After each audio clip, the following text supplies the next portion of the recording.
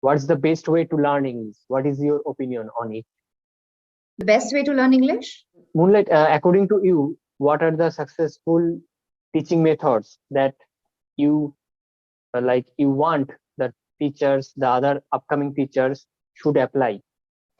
Oh, great question, Indrajit. So, number one. Hello, icons. Today we have Moonlight. Yes, Moonlight, and she is a very fun and super energetic tutor on Instagram. You can check it out. I will provide the link under this video in the description box. Welcome you, ma'am. Thank you. And ma'am, thank you, Indrajit. Thank you for having me. Thank you very much for coming on my YouTube channel. And ma'am, could you please introduce yourself? Sure. So I'm Moonlight. My students call me Moonlight. That is my pseudonym. That's my writer's name that you say.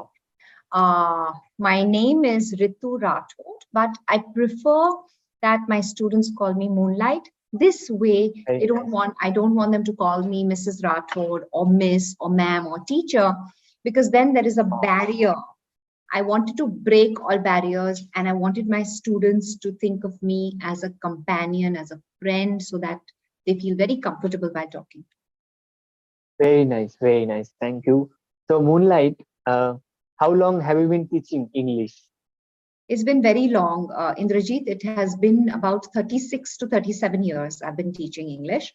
I was teaching, I started teaching at a very young age. And then I was teaching for a very long time in New York City for about 15 years. And then I moved to Bombay. Very nice. And I have been teaching here ever since. Okay, great. And how much students do you teach, online or offline? Currently, I have about 300 students. And over this entire span, I've taught about 14 to 15,000 students. I actually have my students' children now learning from me. My old students, yes. That's amazing. That's amazing. And how do you manage it? And how do you manage your time? Could you please share your hacks? Manage my time with my work? Yeah. Sure. So let me tell you, Indrajit, I am a mom. I have 2 kids. I have a family to run. Yeah, that's right. Like everyone else, right? So, but I am great at time management, and I wake up early. I follow a perfect schedule, which I planned the previous night, and I keep lots of times, especially for learning myself and then teaching, and a lot of time for reading as well. Nice, very nice. And so, are you a bookish, I can say? I won't call myself bookish at all, because it's not like I read a lot. I do read, but I read faster. I read the right material. I don't waste my time just skimming and scanning through material which does not interest me. I also make sure that the topics are very relevant. They are very updated. The magazines, the newspapers that I read are very, very updated. I don't like to read news which is very stale, So I'm very careful about my material that I read. So you love to keep yourself updated always. Oh my goodness, yes, that's my thing. Yes. Great. That's the interesting one. That what the difficulties you face while teaching the students? While teaching my students, the difficulties I face, sometimes there are children who learn with me, or adults who learn with me. They don't read themselves. So no matter what I do, I will not be able to get those results unless they start reading. And that is what I train them to do. Eventually, they manage. Eventually, everybody who works with me starts reading. Initially, that is a problem that I face. Okay. Now it's fine. Yeah.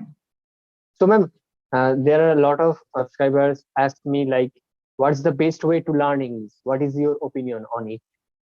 The best way to learn English is to continue to talk without being fearful, and don't worry about what people say, what they think.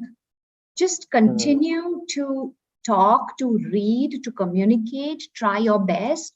Also have a very great coach who's teaching you, whether it is online or offline, because sometimes, not sometimes, very often teachers don't update themselves, Indrajit, and this way you will never learn more, right?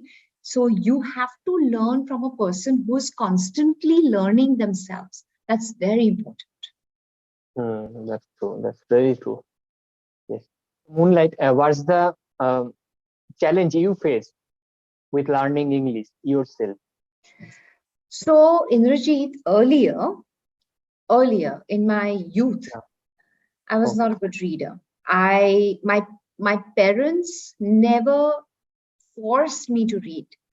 You know, sometimes you need to be forced because children don't know the right thing, right?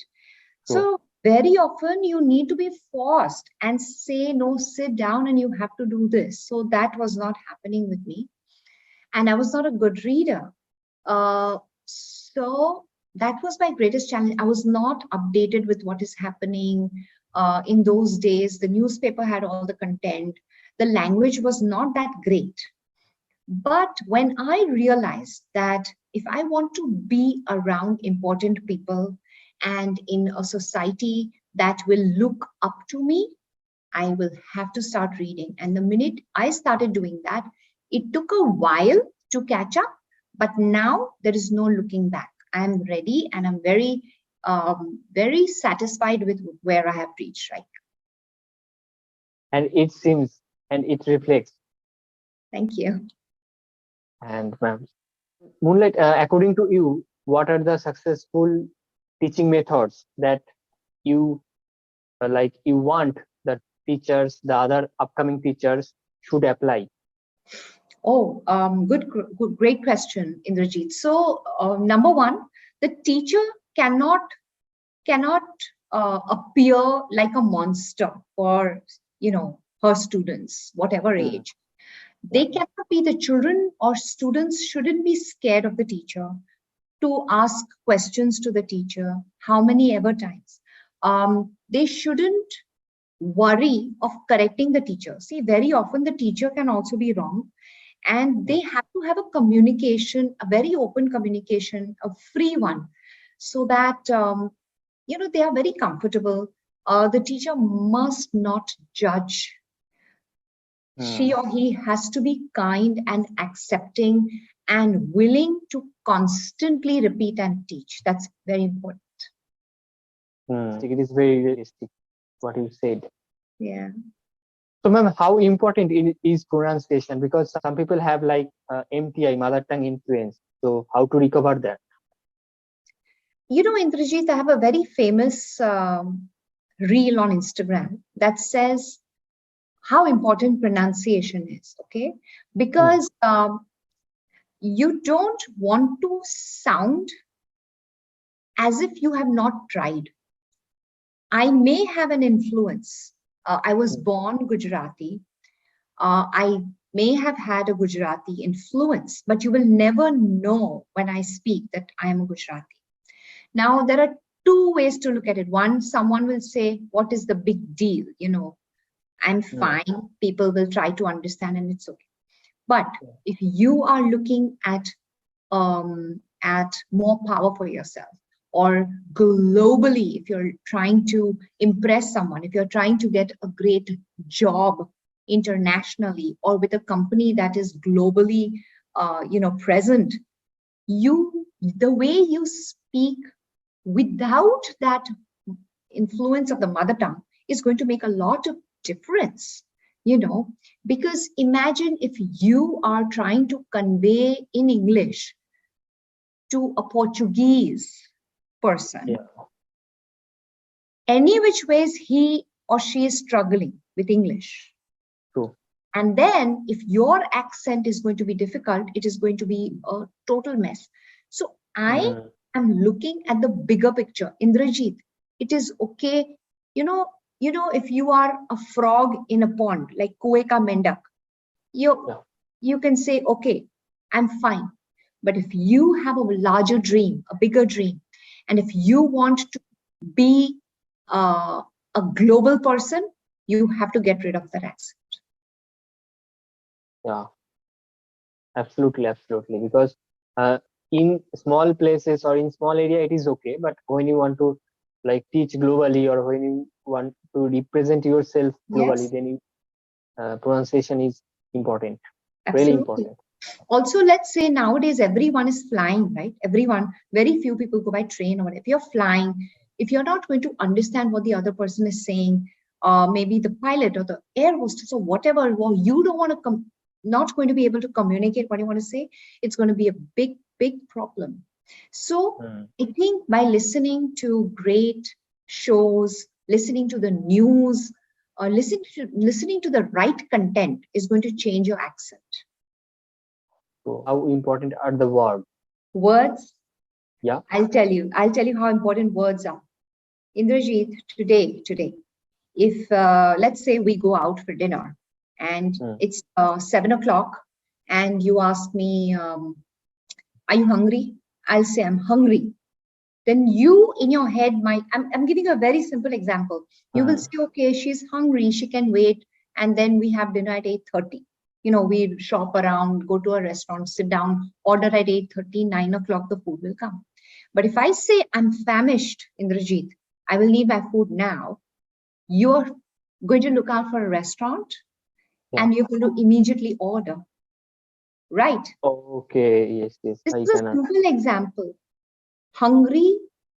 Hungry um, is in, okay, you might find in the dictionary the synonym for hungry is famished, but the degrees are different. Like sad. Hmm. If I say I'm sad, I may look sad, but if I say I am depressed, it's another degree. If I say I am completely devastated, it's another degree, right? Another level of it. So Another words are, degree. every word is important in English. Hmm. When you use different words, then it seems like how the intensity of that word. Yes. Yeah. Yes. How can one sound the most confident? So I have a theory over here. Before people hear you, they look at you. Hmm. So if your body language is great, if you are dressed powerful, and then if you speak, you will automatically gain 50% of confidence. And then when you Yeah. start talking, use the right words. Don't do think, frame the complete sentence in your head first, and then start talking. Choose your words before you speak. Speak less. It's not important to speak a lot, but make sure that whatever you say is sensible and the other person is interested in you. Try to use your gestures, you know, your hands, so that there is power to it. They will listen. You will be, you will look confident, and you will be able to sound more powerful. Um, I think that's about it. There's not much to it. When you use Hmm. the right words, right volume, right presentation, you should be fine. Can we fake it until we make it perfect or make it right? Yes, you can. You must fake it until you make it. So try, keep talking, keep telling yourself it is okay. Talk to yourself, and then each time sound better, and you should be fine. One day you will make it, I'm sure. It's a process. Like we can't be perfect overnight. Not at all. It's a long process. It is a long process. That's why But here we are going to fake it means like we are going to practice more. exactly, that's what I mean. And today should be better than yesterday. That's the key. Yeah, that's the key. Yes, that's true. How to get the best impression. I will be repeating myself. If before you speak, it is how you present yourself physically is going to be very important. How you stand Mm. straight, how you dress well, you look powerful, you are neat and tidy, and then start talking less, make sense of what you say with the right volume, and you should be able to make a great impression. Yes. Then like confidence will increase automatically 50%. Absolutely. And don't forget to wear a smile. Yeah, we have to, like, smile is a way to connect the people. Absolutely. So the viewers who are viewing right now, who are big fans of Indrajit, I am going to urge you, request you, and suggest that you must follow my page. It is called Moonlight Musings. I make English not only fun, extremely simplified. You will learn every single day something new for yourself. If you will view my stories, they are extremely interesting. They will keep you updated and they will teach you a lot of English pronunciation, spelling, synonyms, grammar. It's a very, very innovative and different way of teaching. Try to see, before you follow me, you can go through the page and then see if it's really worth it. And I want to say today, I want to say thank you to Indrajit for having me. Thank you. Thank you very much. Thank you very much for coming on my YouTube channel. It's a great pleasure for me. Thank you. And hope to see you soon again. Absolutely. Absolutely. Bye. Bye-bye. Have a great day.